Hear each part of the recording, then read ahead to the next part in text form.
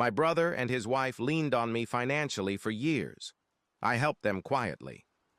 One day, they crossed a line and I cut them off. The family sided with them. It started with the electric bill. They were short 1 month. My brother called, embarrassed. I covered it, said it was no big deal, and it wasn't at the time. Then came the car insurance, groceries, the vet bill, all short-term, all will get you back next paycheck. They never did. I stopped asking. They had 2 kids. She stayed home with them. He worked retail, barely full-time. Every few weeks I'd get a text. Hey man, any chance you could cover rent until Friday? Friday never came. My parents knew. They just never said anything. When my brother thanked me in front of them once, my dad said, "That's what family does." I remember thinking, is it still family if it only works one way? I didn't tell anyone how much I was helping. I wasn't trying to be a hero, but I wasn't trying to be a wallet either. It just kept happening. And silence was easier than confrontation. She never said thank you, not once. She'd hand me receipts, ask if I had anything left for groceries, or say things like, "You know how it is when you're starting out." I'd nod. Even though I'd started out alone, too. My own life was fine. I wasn't rich. I just had no kids, no partner, and I worked hard. I drove a 10-year-old car, wore the same coat for 3 winters. Meanwhile, their Christmas photos always had new outfits. At family dinners, they'd talk like we were equals. We're figuring things out. Money's tight, but we're stable. Stable. They were stable because I was the net. Once my brother joked, "We'll name our 3rd kid after you if you pay off the credit card." Everyone laughed. I smiled. I was the only one who knew he wasn't joking. I started keeping track. Not because I was petty, just because I was done lying to myself. A quiet spreadsheet. Rent, groceries, gas, a few credit card payments. Over 4 years, it added up. Just over $9,300, not enough to bankrupt me, but enough to feel like a fool every time they smiled like I hadn't bought that smile. She posted a story on Instagram. So grateful for our little family. We built this together, brick by brick. I'd covered their rent that month. I stared at that caption for a while. Brick by brick. Sure. My brother asked for help with the car note, said he'd pay me back in 2 weeks. I said no. He looked shocked, like it hadn't occurred to him that I could say that. I told him I was trying to save for something. He said, "Dude, come on, you're single, no mortgage, you've got the money." And there it was, that quiet entitlement, like my life was just a reservoir for his emergencies. They hosted a BBQ, invited everyone. I brought drinks. She said, "You finally brought something, huh?" Laughed. Walked away, I didn't. They joked a lot. Lately, called me Uncle ATM, Uncle Safety Net. My parents laughed. I stopped going over. One day, I got a text from my brother's wife. "Hey, just wondering if you could send a little toward the power bill. They're threatening to shut it off again." No hi, no sorry, just again. Like I was the provider and they were my tenants. I started replying slower. Sometimes I didn't answer at all. My brother followed up with, "She gets stressed easy. Just ignore the tone, man." I didn't respond to that either. A mutual friend pulled me aside at a birthday party, said, "Not my business, but do they know how lucky they are?" I didn't know how to answer, because I wasn't sure if they were lucky or if I was just stupid. I asked my mom once, "Do you think I'm being taken advantage of?" She blinked. "You've always been the generous one. That's who you are." Not yes. Not no. Just a label that sounded a lot like, "Keep doing it." I stopped offering. No more top-ups, no more rescue texts. They didn't notice right away. They still sent the jokes, still made comments like I was part of the furniture, and I started counting the days because I knew it was coming. The moment they'd ask again, and I'd finally say no. My brother texted me out of nowhere. "Hey, can you send $300? We're tight this week and already maxed." No context, no ask, just send. I waited a day, no follow-up, no just checking in, nothing.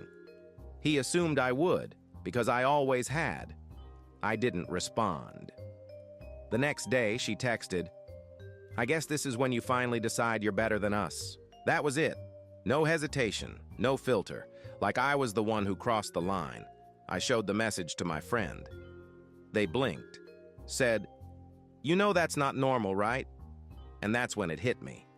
I didn't know anymore. I'd been in this so long I couldn't even tell what respect looked like. My parents invited us all over for dinner. I wasn't going to go. Then I thought, one last time, just to see what happens. They showed up late, walked in like they were doing the room a favor. No hello, no eye contact. She dropped her coat on my chair at the table, didn't ask, didn't even notice. Over dinner, they were talking about a trip they wanted to take, joking, about how they'd probably need the Bank of OP to sponsor it. I didn't laugh. She nudged me and said, "You know we're just messing with you, unless you're offering." I said, "I'm not."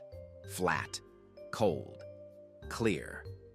My brother laughed like I was joking, but I didn't break eye contact, and in that moment, I think he finally understood. After dinner, he pulled me aside, said, "What's your problem lately?" I said, "I think you already know." He didn't argue, didn't apologize either. She sent me a voice note the next morning. Didn't even sound mad, just annoyed. If you didn't want to help, you could have just said that. You didn't have to make a scene. I deleted it, and I knew with a kind of peace I hadn't felt in years. We were done. I texted my brother, "Going forward, I won't be covering anything else. I'm not available for financial help anymore. No apology, no explanation. Just the truth." He didn't respond right away. 2 days later, he replied, "Wow, cold."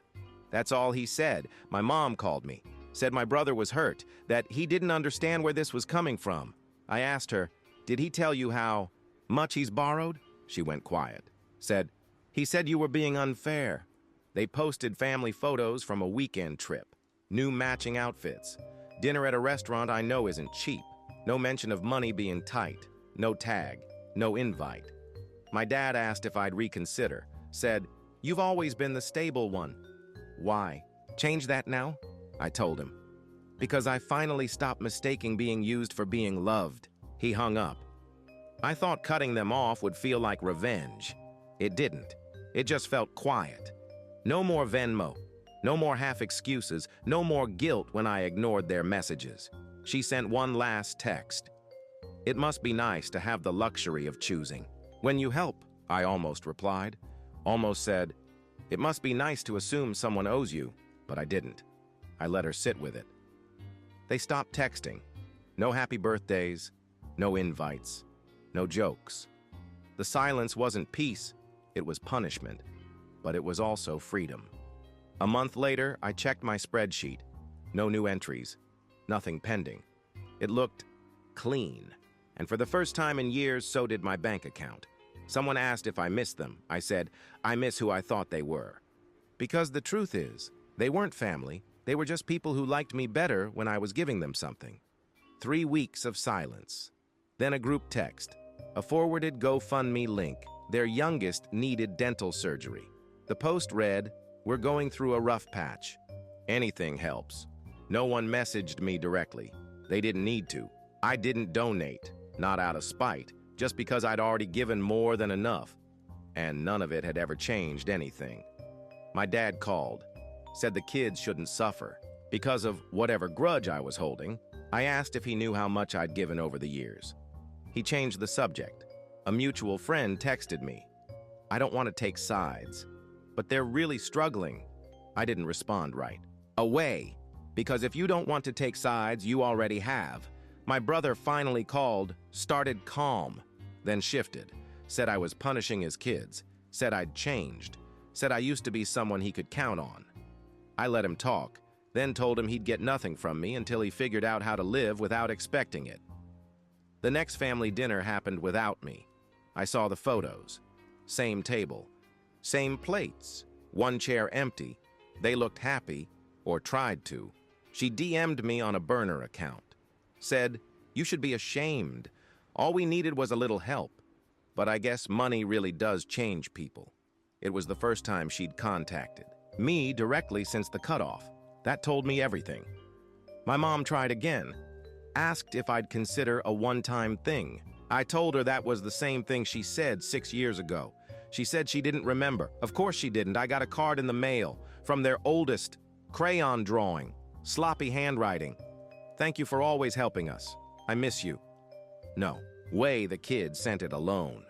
But still, I put it on the fridge. They stopped asking. I think they finally got it. Not because I yelled, not because I fought, but because I gave them exactly what they said they wanted all along. Distance. It had been almost 2 months since the last message. I kept waiting for the next one. A guilt trip, an apology, some weird attempt to spin things again, but nothing came. And that felt worse than any fight. At a friend's birthday, someone asked if I was still close with my brother. I told them, "Not really." They nodded like it was normal. It didn't feel normal yet, but I didn't correct them. I opened the spreadsheet one last time, cleared the formatting, deleted the totals, closed the file. I don't need reminders anymore. I saw them at the grocery store. We made eye contact. She looked away first. He looked through me. I walked past. My mom texted a picture of a Christmas tree. No message, just the photo. I didn't answer. I thought about the years I spent making sure they were okay. Late night transfers, quiet rescheduling, skipping things I wanted so I could say yes again, and how none of it seemed to matter now. I wasn't angry anymore, just done. Like when a faucet finally stops dripping and you almost miss the sound. Their GoFundMe got taken down, not enough donations. I didn't feel good about it, didn't feel bad either, just knew it wasn't my problem anymore. Someone asked if I'd ever let them back in. I said, if they showed up different, maybe. But in the back of my mind, I knew they wouldn't. The fridge was still bare, no kid drawings, no invitations, but I started noticing what was in my life again, small things, quiet weekends, uninterrupted days, no dings on my phone from people who only remembered me when they needed something. That's not happiness, but it's something close. It didn't feel like a win, just a line, one they crossed and one. I finally decided not to erase anymore. I wasn't angry every day, but I never stopped being disappointed. Because when everything came down, not one of them said, "You were right. You deserved better." Just silence or blame. I talked to my therapist about boundaries.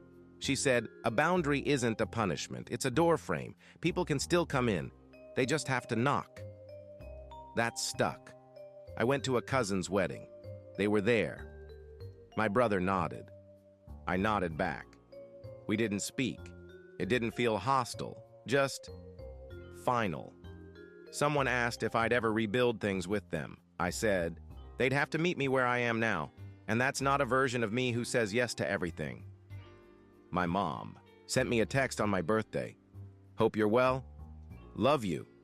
That was it. I replied, thanks. I'm doing okay. Nothing else. No door slammed. No welcome mat either. I think they assumed I'd come around eventually. That time would soften me. But it didn't soften, it sharpened. Not into anger, into definition. I know who I am now, and I know what I won't do again. They talk about rebuilding the family, but they still whisper.